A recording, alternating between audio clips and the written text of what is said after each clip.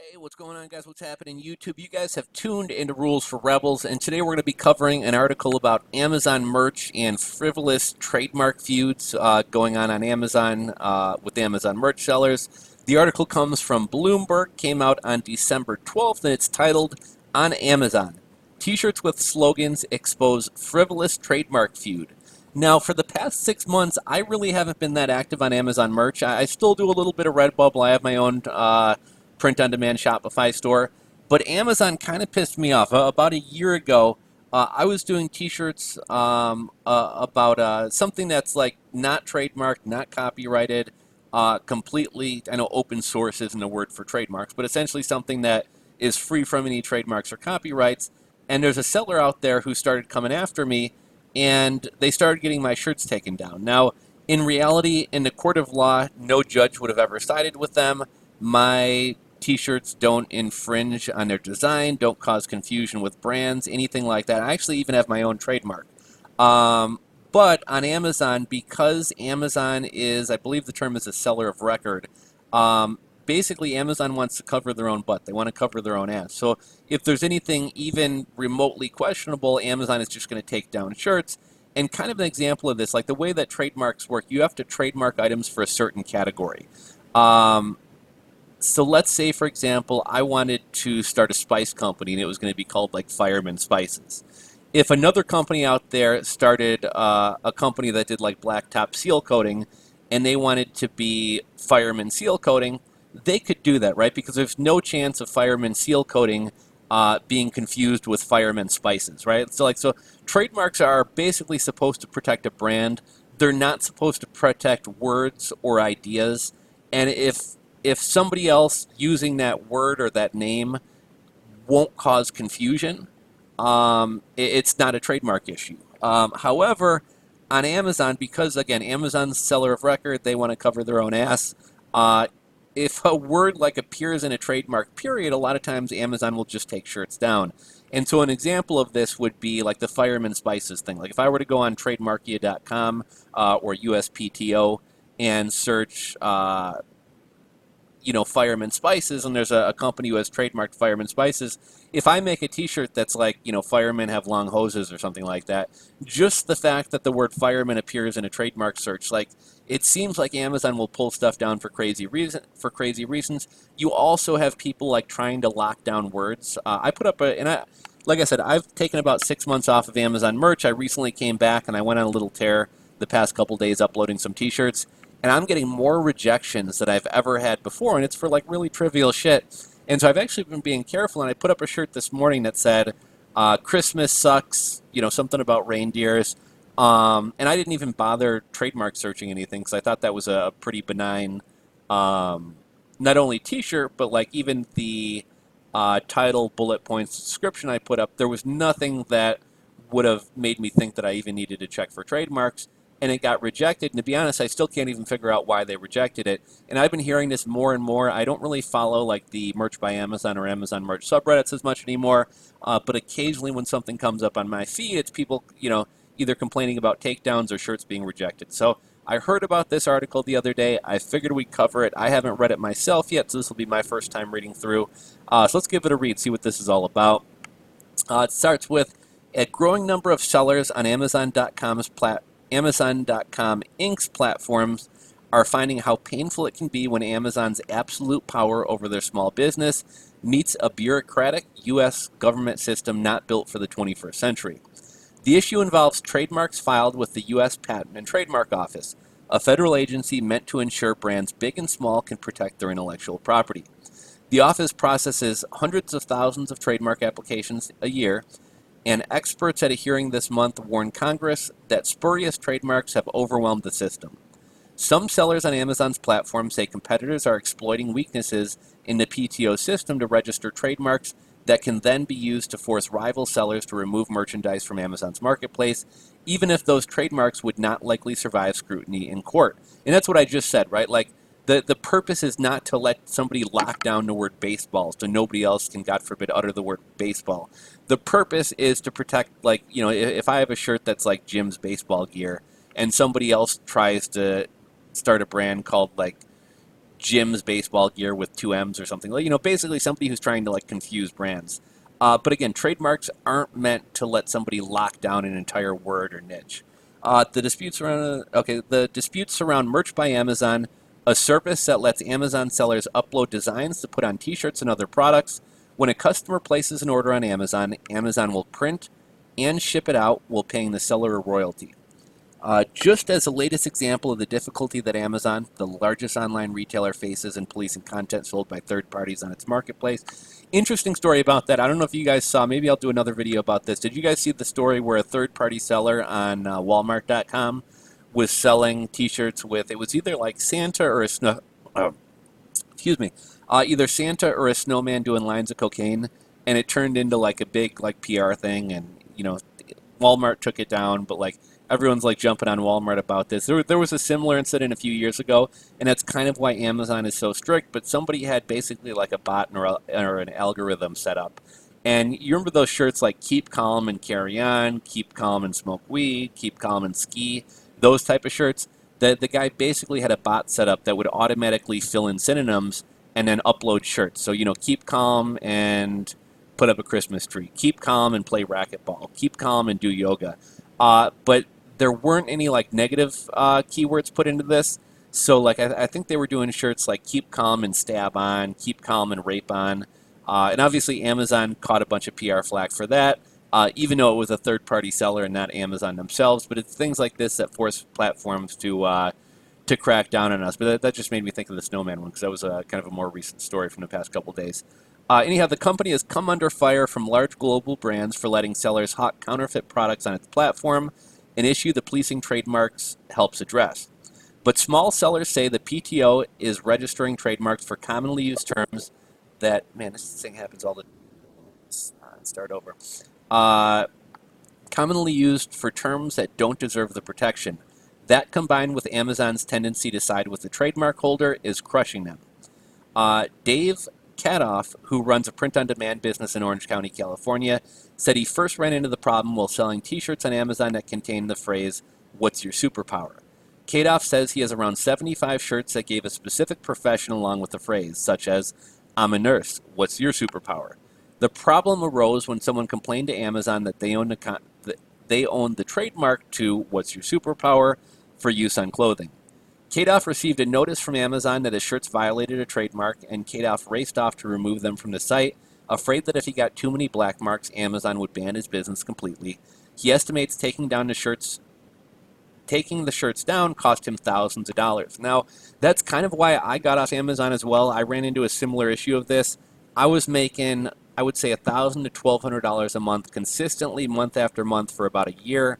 I had somebody start getting my shirts taken down completely unjustly, and I basically did the same thing. I was like, fuck, I don't want to lose my Amazon merch account, so I wound up taking down 300 to 400 shirts of my own, and my monthly royalties went from, because pretty much most of stupid of me not to diversify, but most of my shirts were built around this niche because I had a lot of success with it, so I'm just going to double down and keep cranking out shirts. So anyhow, my monthly royalties went from $1,000 to $1,200, maybe even $1,400 on a good month, down to about $100, $100 a week, so $400 a month. Actually, I'd say probably more like $300 to $400 a month. And that just kind of totally demotivated me. It was like, why am I going to spend my time on a platform where all my work and all these hours I put in can be wiped out like that? So I kind of said fuck Amazon, and that's why I really haven't been on Amazon for the past 6 months or even year. Let's see, afraid that if he got too many black marks, Amazon would ban his business completely. He estimates that taking the shirts down cost him thousands of dollars. Probably same for me. I've probably lost out on, I don't know, $12,000 to $20,000 because of this. I don't want to risk my whole business on a phrase like that and have Amazon cancel me completely, Kadoff said. It wasn't worth fighting. More than half of Amazon sales now come through third-party sellers, according to the company. And for some sellers, Amazon handles nearly all their business. That's a really stupid thing to do, is put all your business in Amazon's hands, right? Like I talk about this a lot. Amazon should be a sales channel. You shouldn't build your entire business around it, because fuck Amazon. And it puts you at risk, obviously.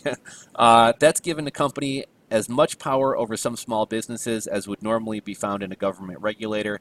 The situation has raised alarm bells among lawmakers concerned about antitrust issues, even as they praise Amazon for allowing businesses to access international marketplaces they'd never be able to reach otherwise. Merch by Amazon, which Kadoff uses, started in 2015. The business carries large brands such as those for Walt Disney Company and Cartoon Network, but also enables thousands of sellers to easily become their own merchandisers, coming up with clever phrases or new designs that might strike a chord with Amazon customers. Some sellers say they upload dozens of designs a day in the hopes that one or two catch on. Competition among Amazon merch by Amazon sellers can become intense. OK Boomer, which was mostly unknown a couple months ago, has now dozens of competing shirts, hoodies, coffee mugs, and other merchandise sporting the phrase. Just kind of another phrase that's kind of hot right now is the whole Kim is my lawyer, referring to Kim Kardashian, and I believe somebody already has a trademark for that. But that's another kind of little viral phrase that like people are beaten to death right now on Amazon merch. I kind of hate this OK Boomer thing. To me, it's super played out. And most of the people who are repeating, like if you go on fucking Reddit, man, people love this OK Boomer thing. And like if you disagree with somebody, OK Boomer.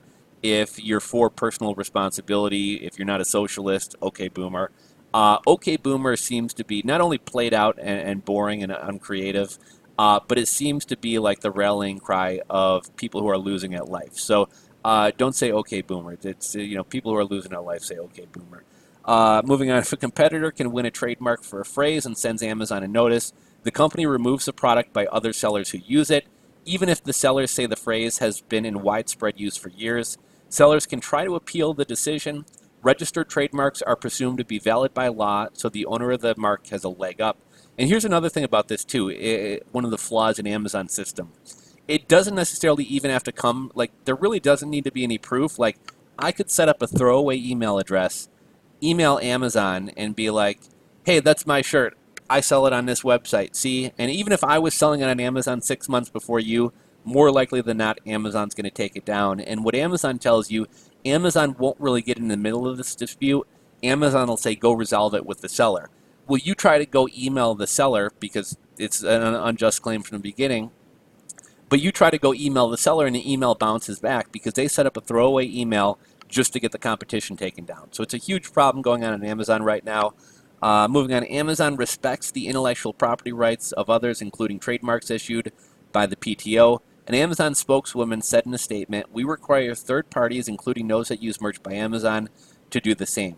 The spokeswoman added that as a retailer, Amazon is not the proper place to challenge the validity of duly issued trademarks. Last year, Ken Reel, a merch by Amazon seller in Las Vegas, started a Facebook group called Trademark Watchdogs to see if other sellers face the issue on Amazon and other print-on-demand services, and its membership has grown to over 11,000. Users have flooded the group with horror stories of alleged trademark violations that resulted in Amazon removing their products. At one time, sellers said they couldn't post some merchandise that included the word classy in the item description. Reel said he and others had to take down merchandise that included the word deplorable or deplorables, which included some of the hottest selling items after presidential candidate Hillary Clinton used the phrase in 2016 to describe Trump supporters. And here's what I mean, right? Like, a trademark is meant to protect a mark. It's meant to protect somebody's brand.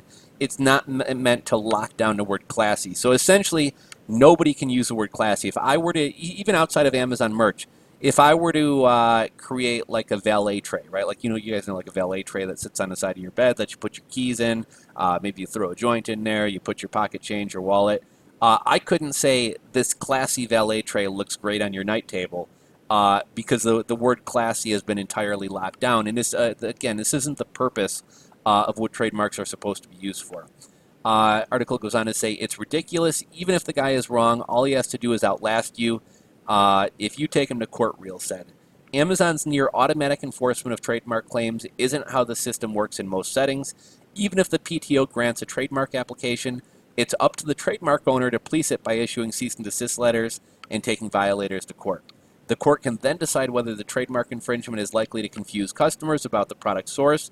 That's why an attempt to enforce a trademark for OK Boomer won't have much practical effect in most cases, even if the trademark office did allow its registration for a category like clothing. So, what they're kind of getting at here is like, if you have a brand that's called OK Boomer, and you don't want other people trying to confuse their merchandise with your brand, that's the purpose of a trademark. If OK Boomer is like something used in common lexicon, it's common slang, it's something used among people, it's a catchy phrase, just the use of that phrase isn't necessarily going to make somebody think that this product came from this particular brand. There's kind of a land grab when a phrase takes off, but from a pure trademark perspective, those tend to be short-lived, said Gaston Kraub, a trademark attorney in New York. Group says that since Amazon prints and sells the merchandise itself, when a seller uses merch by Amazon, the company might be liable if a legitimate trademark issue arises, which would encourage the online retailer to err on the side of caution. On December 3rd, New York University law professors Barton Beebe and Gene Frommer, in a prepared statement at a congressional hearing, warned that the trademark registry has been flooded with marks that likely shouldn't have been approved or that are very general. Beebe and Frommer said about 81% of the most frequently used 1,000 words in American English have won a trademark. The PTO is aware of the problem that results when a registration is issued for a relatively common word or phrase, is used as a basis for a cease and desist letter by overzealous trademark owners, an agency spokesman said in a statement. So, for one of my particular niche, actually this particular Amazon niche that somebody wound up getting me taken down for it, they've been emailing me like, oh, you can't have this phrase, you can't use these words, and they keep sending me cease and desists. And I emailed them back, fuck off, and I've since blocked their email. And they can take me to court if they like, because never in a million years will what I'm doing actually infringe. But this is kind of like the abuse that's going on. The office can make sure a registration complies with the law, but can't control owners who go too far in trying to enforce it, the spokesman said. Real said that if he raises the issue of Amazon's automatic takedowns with PTO employees, they say I should go to Amazon or the trademark owner and tell them that's not how trademarks work, Real said. Amazon just doesn't want to deal with it, adding that he blames PTO's approval process rather than Amazon. Helen Kinson, a merch by Amazon seller in the Washington, D.C. area, said she's noticed that Amazon has started to not allow many designs to be uploaded to the website if they contain a phrase that crosses a trademark. And that would be like, let's say somebody has a phrase that's like reindeers play reindeer games.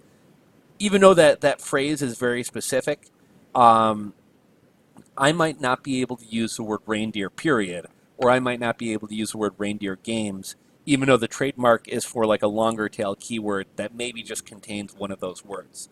Now Real's Facebook group is on a constant hunt for trademark applications to contest, lest all sellers get shut out of using certain words or phrases. For 2 years, the group has battled the attempted trademark registration of Mama Bear on clothing. Other concerns have involved sillier and more obscure phrases like llama drama or pothead. Can you imagine if somebody trademarks the word pothead? Like, pothead has been used since probably like the 70s, if not 60s or 70s, if not earlier. It's a common phrase. It's not something that somebody should be able to lock down. Every time the group sees an application, members send the trademark office a letter of protest, an informal means of showing the agency that a phrase was actually sold on clothing or in widespread use before the applicant tried to claim it. In the past 2 years, the number of such letters received by the PTO grew by more than 50% to more than 4,000, which the spokesman said is straining the agency's resources. To offset the cost to process the letters, the agency plans to introduce a $100 per letter processing fee, which could be finalized next year. The fee would likely cripple that method of fighting trademarks for most sellers, Real said. Because, ultimately at the end of the day, it's not worth spending $100 of your own money to essentially protect the masses, right? Like, not only are you fighting for yourself, but you're also fighting for everybody else. And sending 10 appeal letters in would wind up costing $1,000. Like, it's really just not financially feasible. So, kind of a long video. I know it kind of rambled on here, but I think this is a really important issue, especially to Amazon merch sellers, but really everybody out there involved in e-commerce. And I thought this was an interesting article, so wanted to bring it to you guys. If you guys want to give it a read for yourself, I'll put it in the description below. If you guys have run into similar issues with Amazon merch, go ahead and drop your stories down below. That's all I got for you guys today. If you enjoyed the video, give it a thumbs up. If you're not subscribed, hit that subscribe button below, and we'll catch you on the next video.